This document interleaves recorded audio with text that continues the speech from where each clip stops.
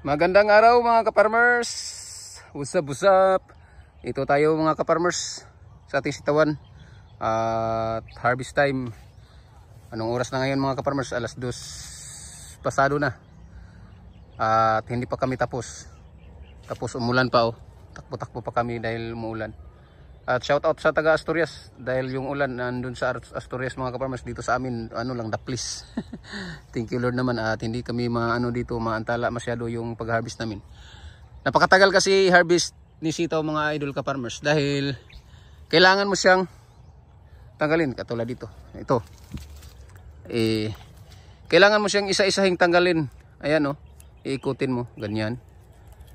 Ayan. Para hindi siya masira yung ano niya katulad nito na hinarbisan namin dati, para hindi siya maputol dito banda yung dulo niya kasi namumulaklak to ulit at nagbubunga din ito ulit, kaya kailangan mong ikutin isa-isa, tanggalin yung mga bunga para hindi siya mabali or hindi madamage yung pinaka dulo ng tangkay niya mga kaparmers, kasi pwede pa yung magbulaklak katulad na lang dito tingnan nyo dito banda sa pinakaunang bunga dito sa video malapit sa lupa. Ayan. Naharbisan natin dito banda. Ayan, naharbisan na natin to. Tapos nagbunga ulit siya dito sa bandang may dulo. Kapag hindi pa yan mababali yan mga kaparmers, kapag mag-harvest tayo at maingat nating tanggalin yung bunga, magbubunga na naman yan ulit dito banda. Kaya tumatagal tayo mag-harvest sa ating sitaw. Kaya hindi biro mag-harvest mga kaparmers ni sitaw dahil pakatagal talaga i-harvest at sa dami ng bunga mga kaparmers sa awa ng Panginoon at kailangan mong isa-isahin tanggalin. Aabutan talaga tayo ng tingnan nyo dyan thank you Lord, may mga bunga talaga mga kaparmers na ma-harvest sa awa ng Panginoon kahit at hindi natin maramdaman ang pagod mga idol dahil medyo maganda-ganda ang presyo. At sa video na ito mga idol kaparmers, isingit ko rin ang tips natin mga kaparmers. Dahil may nag-message sa atin sa ating messenger at i-shoutout na rin natin si Idol Bernie Alquisa Llanos na isang idol kaparmer natin. Sabi pa niya mga idol na yung sitaw daw niya naninilaw dahil nilinisan niya or sa Cebuano term tulad niyan, tingnan nyo dyan mga kaparmers, napakaraming damo. Madamo siya. Nilinisan niya diyan banda kung sa Cebuano term ay gigunahan among gigunahan kung gunahan para makuha ang mga sagbot. Tatanggalin yung mga damo para malinis siya mga kaparmers. Yan ang malaking pagkakamali mga kaparmers sa ating mga kaparmers diyan. Sa mga hindi pa alam, pasensya na po na hindi tayo nakagawa ng video ng maaga dito. Ngayon lang at may nangyari na mga kaparmers na yung sitaw ng kaparmer natin na si Idol Bernie Alquisa from Aluginsan, naninilaw daw siya mga kaparmers. So yung paninilaw naman normal lang yan katulad ng dyan banda sa may malapit sa lupa. Normal lang yan dahil matanda na yung mga dahon niya mga kaparmers. At kita nyo naman na andito na yung mga bunga niya sa itaas. Dito na sila. So hindi yan na naninilaw siya. Natural lang yan dahil medyo matanda na tong sitaw natin. So tips ko sa inyo mga idol kaparmers, kapag ganito na ang stage ng ating sitaw, wag niyo nang pansinin yung damo na yan. Katunayan ay totoo naman talaga na parang distract talaga sa ating paglalakad, sa pag-alalaga, mag-harvest, sa ating kapag nagtanaw-tanaw tayo dito mga kaparmers, nakakaano yung damo dahil yun nga madamo mga kaparmers so parang hindi siya maganda tingnan. Pero nako mga kaparmers, kapag ginawa nyo yan, nalinisan nyo yan or bubungkalin nyo talaga yung mga lupa na yan at tatanggalin yung damo, ang sitaw nyo ay mga kaparmers ay masisira at maapektuhan ang niya kasi napakasensitive ng mga ugat ng sitaw natin mga idol.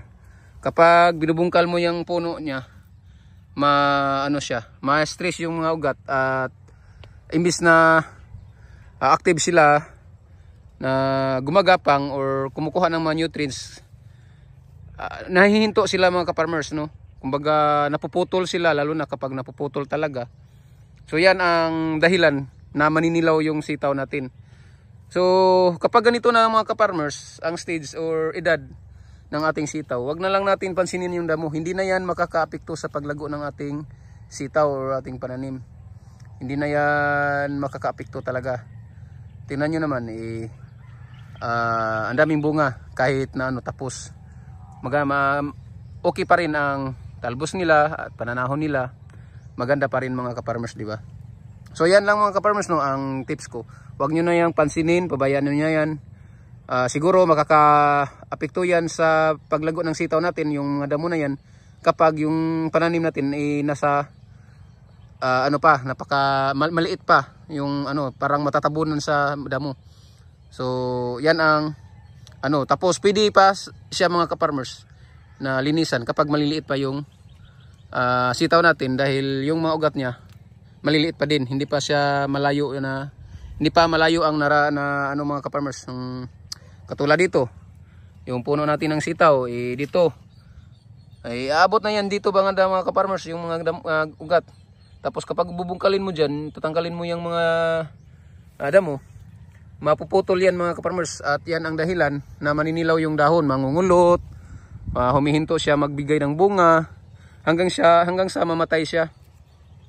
Kaya wag nyo na lang pansinin yan mga idol ka-farmers. Hindi yan na yan sa pagpamumunga ng ating sitaw, at hindi na yan makakaapekto dahil yung sitaw natin andito na sa itaas at nakakuha na sila ng mga ka-farmers. Kumbaga yung damo na ang nauna nila. Yung damo na, tingnan nyo yung damo, kahit na medyo makapal pero medyo payat sila mga ka-farmers dahil natatabunan na sila ng ating sitaw.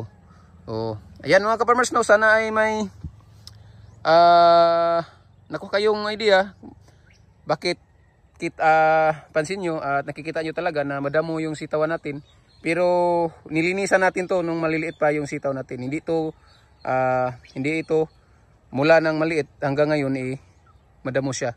So may time na naglilinis tayo dito, inisprehan natin yan ng herbicide, at yun, dahil hindi na kinapos tayo sa oras at pinabayaan na natin yan dahil hindi na siya makakaapekto sa pagbigay ng bunga ng ating sitaw or sa paglago ng ating sitaw mga ka-farmers. So yan lang muna mga ka-farmers, at shout out kay Idol Bernie Alquisa Llanos from Aluginsan. Ayaw nalag tandugang idol kung mutamo kag usab pohon sunod, ayaw na gunahi kay dili na siya makaapekto mga idol.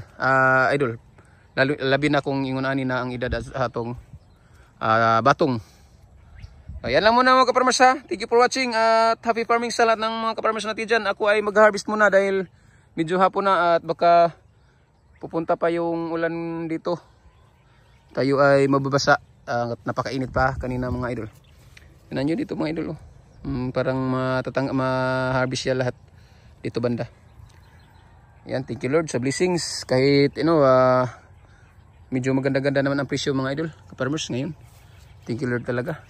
Ayan, thank you so much sa mga suporta nyo mga ka-farmers, sa friends natin sa FB World, sa friends natin sa YouTube. Pasensya na hindi tayo active palagi makasupport sa live nyo, sa mga FB friends natin. Pasensya na.